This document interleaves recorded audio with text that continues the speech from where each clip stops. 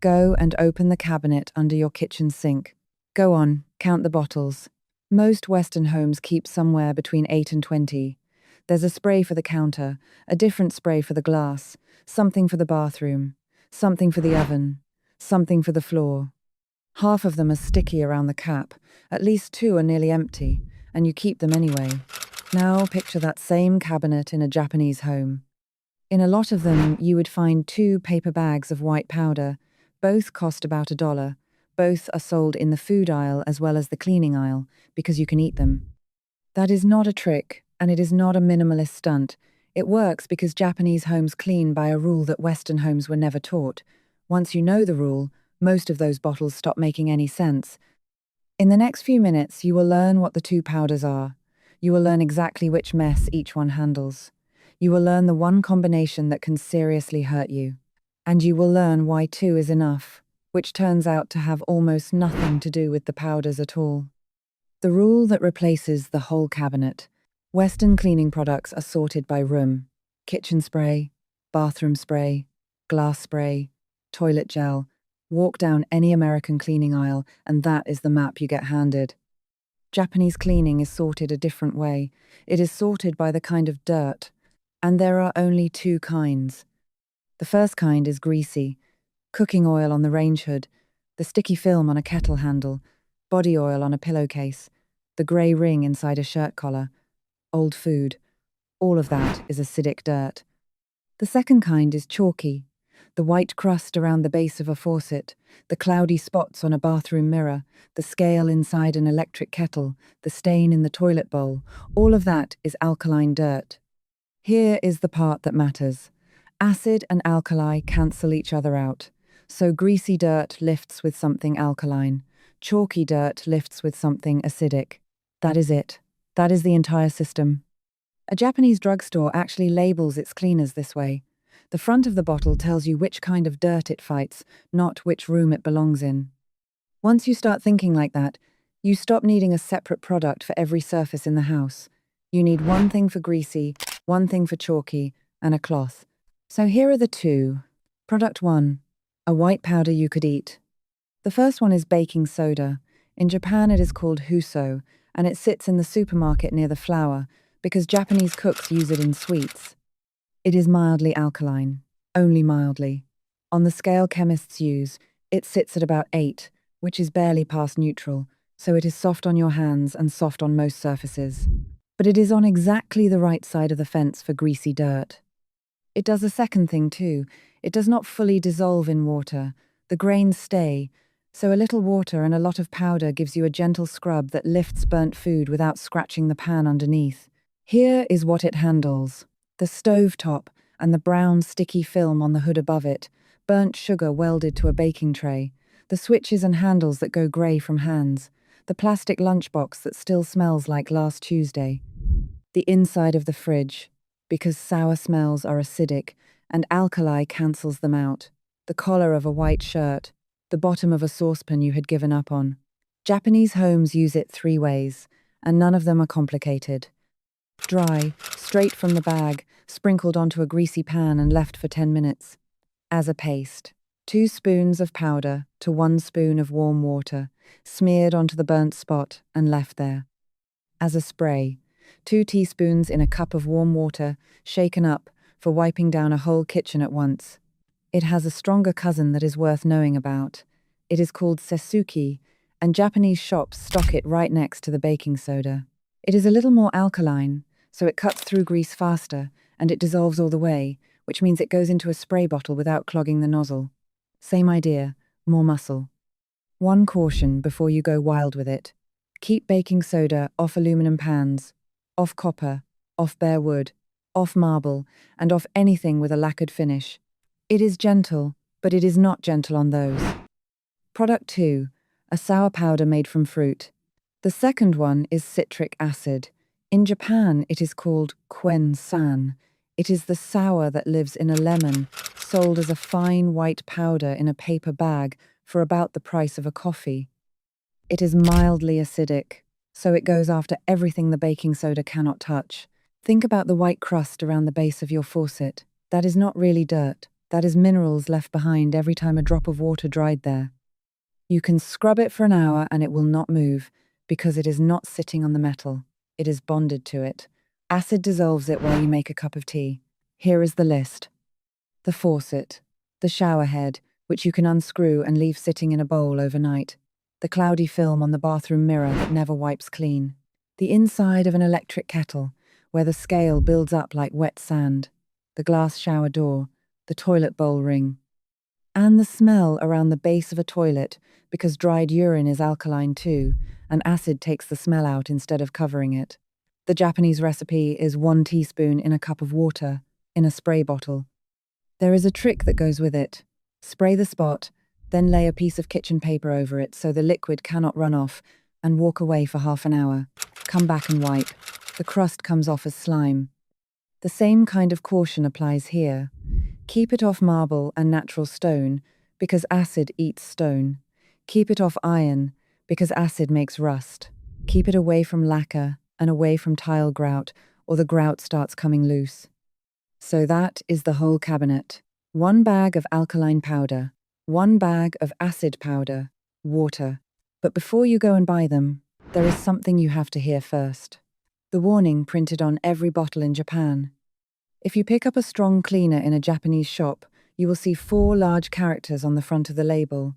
They read Mazeru na Kiken. It means do not mix, danger. That warning has a story behind it, and it is a grim one. In December of 1987, a woman in Tokushima was cleaning her bathroom. She used an acid cleaner and a chlorine product together in the same small room. The two reacted and gave off chlorine gas. She breathed it in and she died. A little over a year later, in Nagano, it happened to somebody else. The industry pulled a safety council together that January, weeks after she died. From 1988, that warning went onto the front label of every one of those products sold in Japan. So take this one seriously. Citric acid is an acid. Bleach and mold sprays are chlorine. They must never meet. Not in the same bucket, not on the same tile, not in the same hour in a closed bathroom with the door shut. That single rule is the price of keeping an acid in your house, and there is no clever way around it. The two powders are perfectly safe with each other, by the way. They are also useless with each other. Put baking soda and citric acid on the same spot and they foam up, cancel out, and leave you with slightly salty water. That fizzing you have seen in videos is a chemistry toy. It is not cleaning. Use one, rinse, then the other, if you still need it. The real secret is not the powder. Now the honest part. 2 products are not enough to clean a filthy house. Nothing in a paper bag is going to lift a year of baked grease off an oven door. If that is what you are hoping for, this will disappoint you. 2 products are more than enough to clean a house that never gets filthy. And that is the actual Japanese habit. The powders get all the credit, the timing does all the work. Japanese homes have a name for it. Suide soji. It means cleaning along the way. You do not book a Saturday for it. You attach 1 or 2 minutes to something you are already doing anyway. The stove gets wiped while it is still warm from dinner, because warm grease comes off with a damp cloth, and cold grease needs a chemical. The last person out of the bath wipes the walls down, because water that is still running off leaves nothing behind, and water that dries in place turns into that white crust. The sink gets dried at night, so there is never anything to descale. None of that takes strength or effort. It takes being early. There is a climate reason Japanese homes learnt this so well. Japan's rainy season runs from June into the middle of July, and the air sits at 75 to 85% humidity for weeks at a time. Mold takes hold anywhere above 60. In a Japanese summer, a wet bathroom left alone does not politely stay the way you left it. It is worse by Thursday. So the country never picked up the Western habit of letting a mess sit until it needs a specialist product. There simply is not time. If you like learning the cheap fix instead of the expensive one, subscribe. A new one goes up every week. The cloth that beats the spray. Japanese cleaning spends its money on tools instead of chemicals. 2 of those tools are worth stealing. The first is a cloth called a zokin. You do not buy it, you make it. Take a bath towel that has gone thin, fold it into 4, and run a couple of lines of stitching across it so it holds its shape. Japanese children carry one to school in a plastic bag with their name written on it, and plenty of them sewed it themselves in class. But the cloth is not really the point. The way it gets used is the point, and it happens in two passes. First, the damp pass. The cloth goes in water and then gets wrung out hard until it is barely wet at all. That pass lifts the dirt. Then the dry pass with a second cloth. That pass takes the water away before it can dry on its own and leave a mark. Do those two passes on a window and you get a clear pane with no glass spray anywhere near it. Do them on a stainless steel sink and it comes up bright. Here is the thing most people never work out. Most of the streaks in a Western house are not dirt at all. They are water that was left to dry by itself. The second tool is a stiff round scrubbing brush called a tawashi.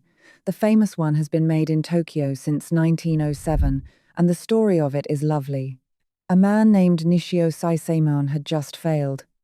He had invented a shoe wiping mat out of palm fiber twisted around wire, and it sold well for a while, and then the bristles flattened under people's feet and the mats came back by the crate load. He was ruined. Then he watched his wife Yasu bend a piece of that ruined mat into a curve and use it to scrub a door frame.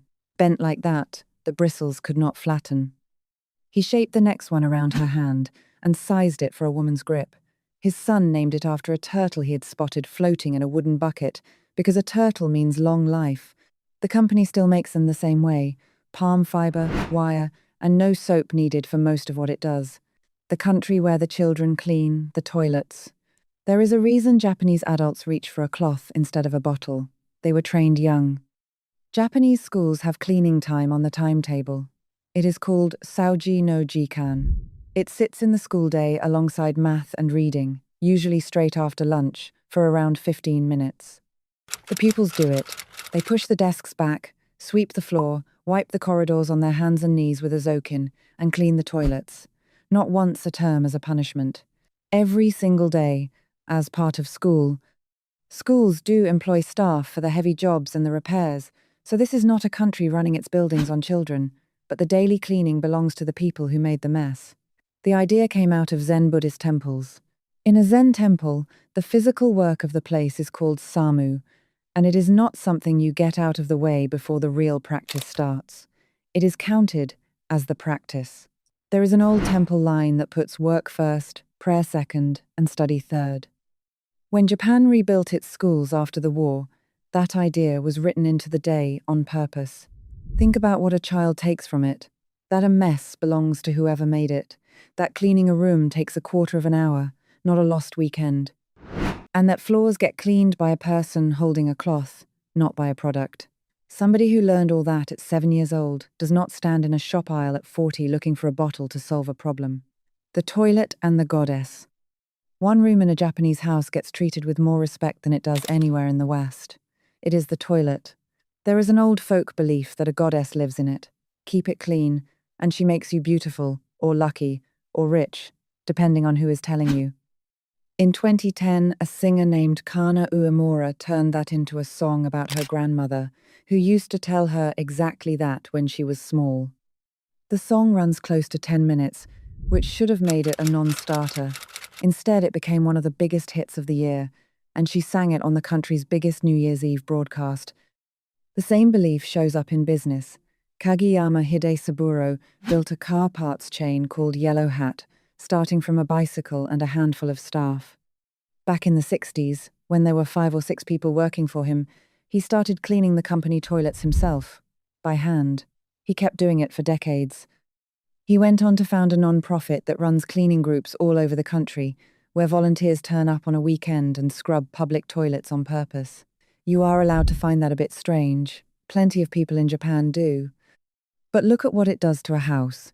A toilet that somebody cleans by hand every week never reaches the state where it needs a harsh chemical. The belief is quietly doing a practical job. It keeps the timing right. That is the pattern underneath all of this. Japan does not have better cleaning products than you do. Japan has fewer reasons to need them. The one day a year when everything comes out. There is one last piece, and it is the yearly one. Every December, the 13th, temples and shrines across Japan do something called susu harai. It means soot sweeping. The monks and priests take bamboo poles several yards long, with the leaves still attached at the tip, and knock a whole year of dust off the high beams and the tall statues where a normal broom will never reach. The date is not random. In the old calendar, it was a lucky day, and by the Edo period, it had become the day the New Year preparations begin. The temples kept it. Ordinary homes turned it into the year-end clean, done in the last days of December. The windows, the range hood, behind the furniture, the closets, all the places nobody thinks about in July. The idea behind it is simple, and you do not need the religion to borrow it. You do not carry last year's dirt into the new year. One day a year for the things that never come up in daily life is a sensible amount of cleaning. That one day is what makes 15 minutes a day enough for all the rest of it. What to do tonight? So, back to that cabinet under your sink. Do not throw anything out. That would be waste, and waste is the one thing this whole system cannot stand. Use what you have until it is gone. Just stop replacing it. Buy two things instead. A bag of baking soda for the greasy dirt, which is most of your kitchen. A bag of citric acid for the chalky dirt, which is most of your bathroom. Put 1 teaspoon of the citric acid into a cup of water in a spray bottle. Keep the baking soda in a jar with a spoon standing in it. Keep both of them away from bleach. Always. Then do the part that actually matters, and it costs nothing. Tonight, after you cook, wipe the stove down while it is still warm. 40 seconds, no product needed. Tomorrow morning, wipe the shower wall before you step out of it. Do that for 2 weeks, and something odd happens. The hard jobs stop showing up, and you start to see that the reason your cabinet had 20 bottles in it was never that your house was dirty. It was that you kept waiting until the dirt was old. 2 powders, 1 rule, match the opposite, and get there early. To be fair to your cabinet, Japanese shops sell plenty of strong sprays too. Their summers are humid and mold is a genuine fight. Nobody in Japan is beating black mold in the grout with lemon powder, and anybody who tells you otherwise has never lived through a Japanese August. But for the ordinary mess of an ordinary week, a Japanese home reaches for a paper bag and a folded towel, and it works. So go and look under your sink tonight. Then ask yourself the real question: how many of those bottles would you still need if nothing in your house was ever allowed to get old? There will be another one of these next week. Come and find it.